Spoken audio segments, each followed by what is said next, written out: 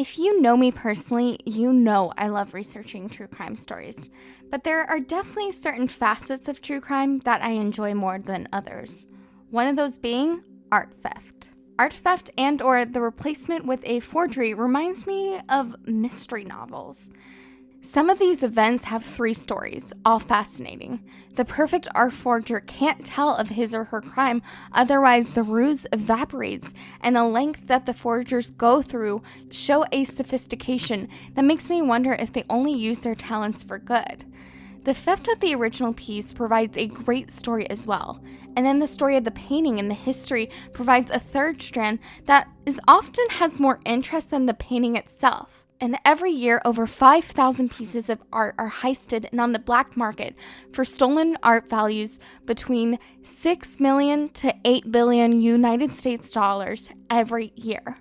Welcome back to another episode of A Crime Story. I'm your host, Kaylin Lois, a graduate student in international relations living in Paris, France, even though I'm originally from the United States.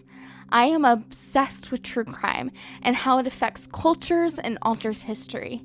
I decided to turn this obsession and research into a podcast to tell you all about these insane international crime stories.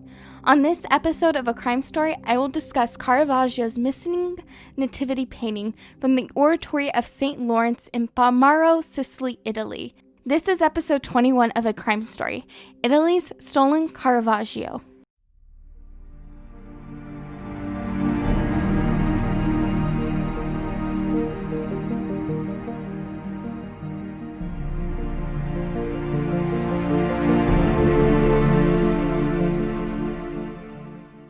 Italian law finds its roots in Roman law, but also finds influence from the Napoleonic Code.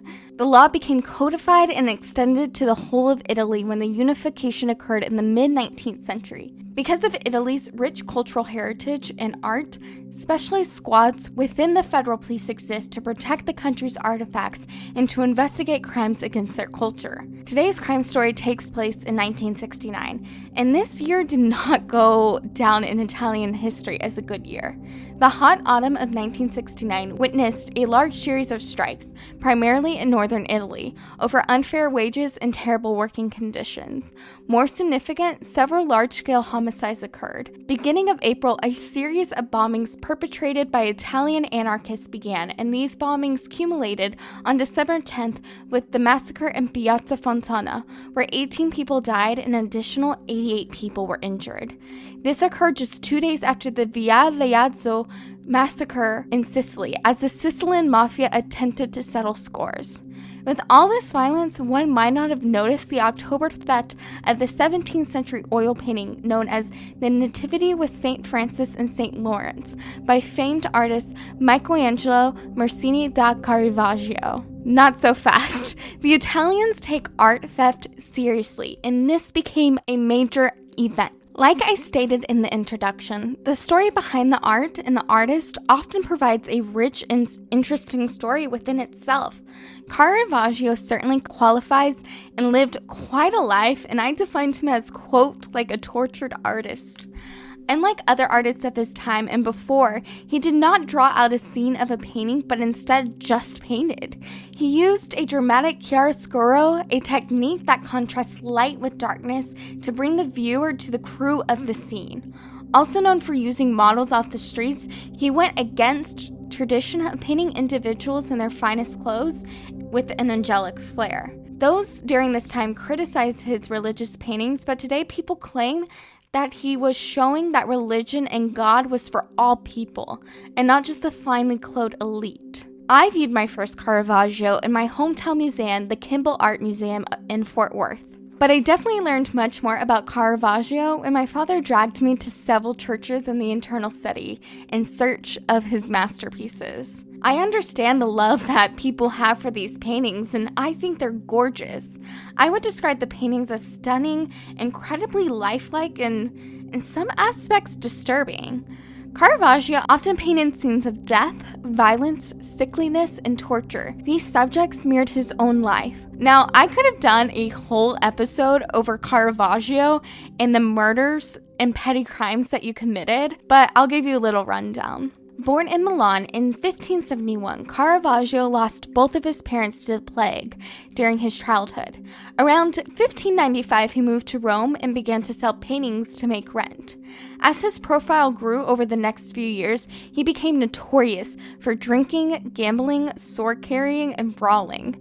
Caravaggio went to trial at least 11 times for things like writing sexual poems, throwing a plate of artichokes at a waiter, and carrying a sword without a permit, or assaulting people with a sword, and even one man sued him for beating him with his sword. He went to prison for throwing stones at a policeman, cursing at an officer, and offending a woman and her daughter. In 1603, Giovanni Baglione accused Caravaggio of hiring assassins to kill him.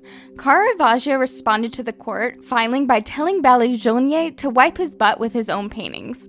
He was definitely troubled, for sure.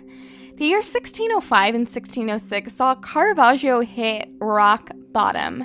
His landlady seized his furniture because he didn't pay rent for 6 months, so he retaliated by throwing stones at her through a window. In November, he claimed to hospital nurses that he harmed himself by falling on his own sword. On May 29, 1606, he killed Ramuccio Tomasoni in a duel. Different accounts exist to what led to the duel, all extremely colorful.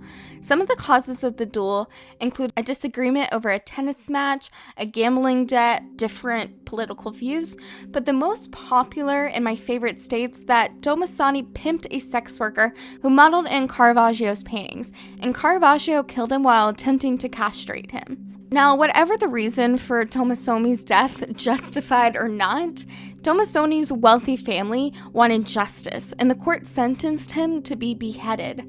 Caravaggio fled Rome and made his way to Naples. The most famous artist in Rome became now the most famous painter in Naples. He won several commissions, and some of his most famous works came into creation. He soon found himself in trouble and fled to Malta, where he attacked a senior knight, so therefore he had to flee to Sicily. In 1610, he was sought a pardon in Rome by sending a feigned Salome with the head of John the Baptist, as well as David with the head of Goliath. Caravaggio painted both with his own face as the beheaded, as sort of like a peace offering. The David painting went to his wealthiest patron, who happened to be the nephew of the Pope, who had the power to grant clemency. At this point, Caravaggio began to make his way back to Rome. However, he died of a supposed fever along the way, dead at the age of 38. Now, several rumors exist to what was the cause of his death: fever, syphilis, infected sword wound, and lead poisoning from paint being the most common.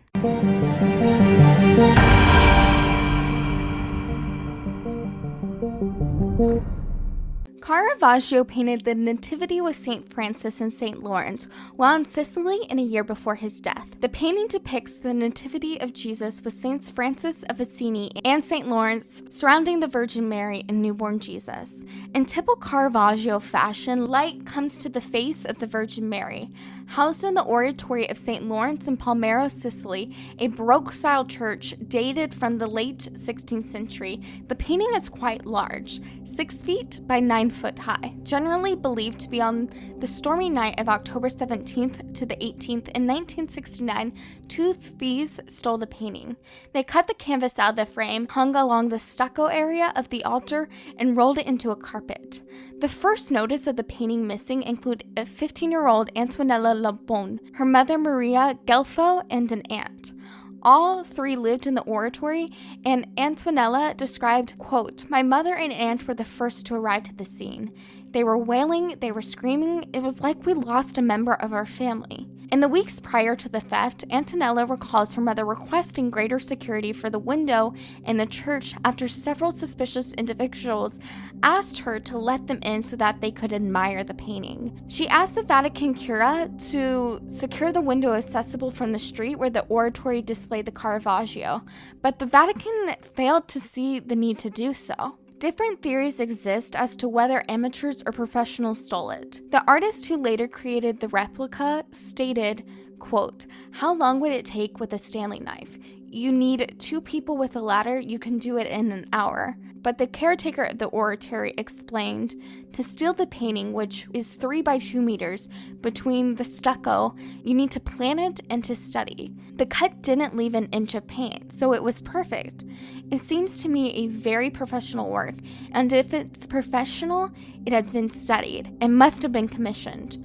Whether committed by amateurs or professionals, the painting has never been found to this day. From the beginning of the investigation, the Sicilian mafia emerged as the one real suspect.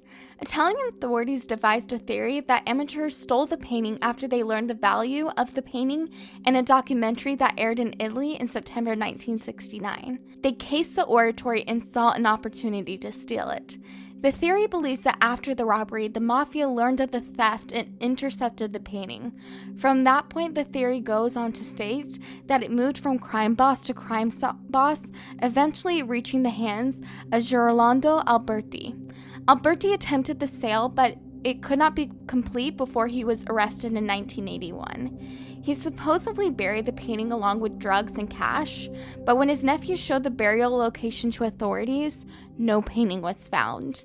To further fuel Sicilian mafia rumors, former members have stated that the painting was stolen by the Sicilian mafia and displayed at important mafia gatherings, and it's also said that the Nativity was damaged and has since been destroyed. In 1989 and again in 1996, but some sources say in 2005, a mafia informant named Mozzarella, whose real name is Francesco Marina Manoa, told a magistrate that he had stolen the Caravaggio, rolling it up in a canvas to smuggle it out of the church. Later, when Mozzarella opened the canvas, the paint was partially disintegrated in the rolled carpet, and the person commissioned the crime cried and backed out of the deal. Mozzarella has given no clues on the location of the painting and hints that he ordered it to be cut up and burned.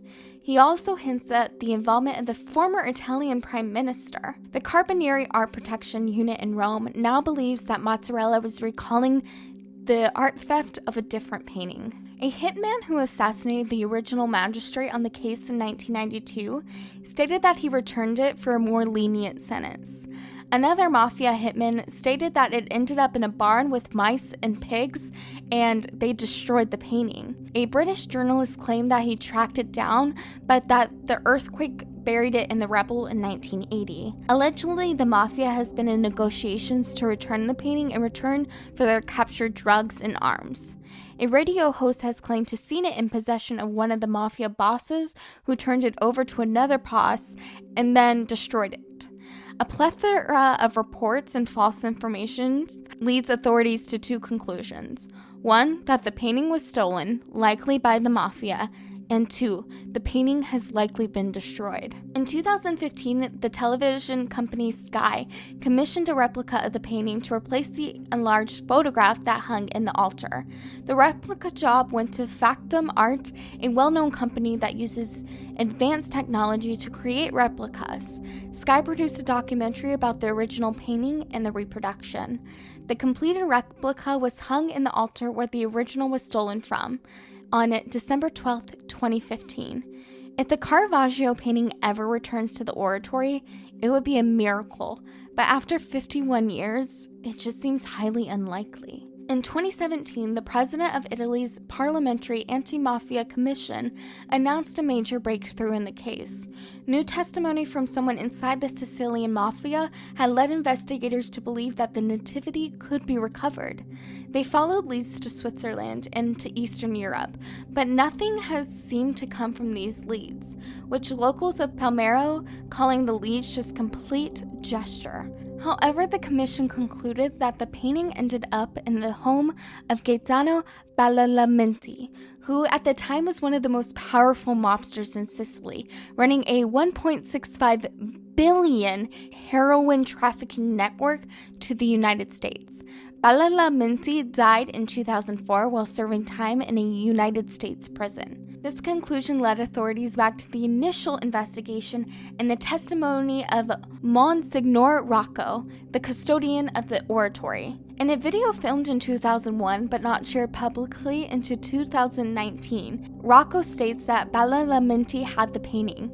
The mafia boss had a slice of the canvas sent to convince the Catholic Church to come to the negotiating table for its returns, contacting him twice by letter. Rocco informed the police of the letters and the piece of the canvas, but the files of his statements have vanished. Rocco's testimony seems to have been squashed by the then state official for works of art, Vincenzo Scuderi. Relations between Rocco and Scuderi were strained because Rocco petitioned him for extra security for the building, and it was Scuderi who authorized the documentary of the hidden treasures inside the oratory in 1969. Rocco blames the documentary for the theft. So, with all of this information, let's go back to the original investigations, where three primary questions emerge. 1. When was the painting stolen? Members of the parish saw it on October 12th, and Rocco and the two sisters saw it missing on the 18th when preparing for the next Sunday's Mass. But the theft did not become public until October 20th. At any rate, time to smuggle it out of Sicily exists. 2. Police records of the crime scene no longer exist and can be located. Why is that? 3. Could the theft of a large painting hung at 9 feet high be carried out by amateurs? We looked at this question a bit ago, but it should be mentioned that one of the Sicilian scholars suggests that the mafia has nothing to do with this crime. A crime of this magnitude on their turf would threaten their prestige. As a result, they claimed credit several times and in different ways, but all seem to have led to the destruction of the painting. This completes the 21st episode of A Crime Story podcast. Now, what do you think happened to the painting? Were you surprised by Caravaggio's criminal lifestyle? And do you believe the Sicilian mafia had something to do with it? You can comment on A Crime Story Instagram at A Crime Story Pod, where I will be posting images from today's story. You can even comment on A Crime Story Podcast on Facebook or A Crime Story Pod on Twitter, or even comment and see additional photos on A Crime Story Podcast on YouTube. I am also on TikTok under the name A Crime Story Podcast. My website is acrimestorypodcast.com, where you can listen to the podcast as well as read a transcript of today's story under the blog tab. The website includes a map of different cases covered on this podcast underneath the episode/case guide tab, so be sure to check it out. Thank you so much for listening. If you could please leave a review of the podcast, it helps others find it. Also, if you could tell a friend or 2 or 10 about A Crime Story, I would greatly appreciate it. Unfortunately, this will be the last episode of 2020, as I will take the rest of the year off to celebrate the holidays. But I assure you, A Crime Story podcast will return in January to new and incredible crime stories over international cases that you have likely never heard of. In the meantime, be sure to head over to the podcast, The Stars Made Me Do It, on their latest episode titled Lady Killers, which I was featured on. You won't want to miss it, and I will put a link down in the description. The Crime Story was created, hosted, written, and edited by me, Kaylin Lois. I, as well as my father, researched this episode, where sources for today's episode can be found on my website, acrimestorypodcast.com. The artwork for the show has been created by Sabrina Smith. Theme music is by Ross Budgeon, and additional story editing is brought to you by my father, Mike. Thank you so much for listening to A Crime Story, and I hope you have a great rest of the year 2020, and happy holidays. And remember to stay safe at home and abroad.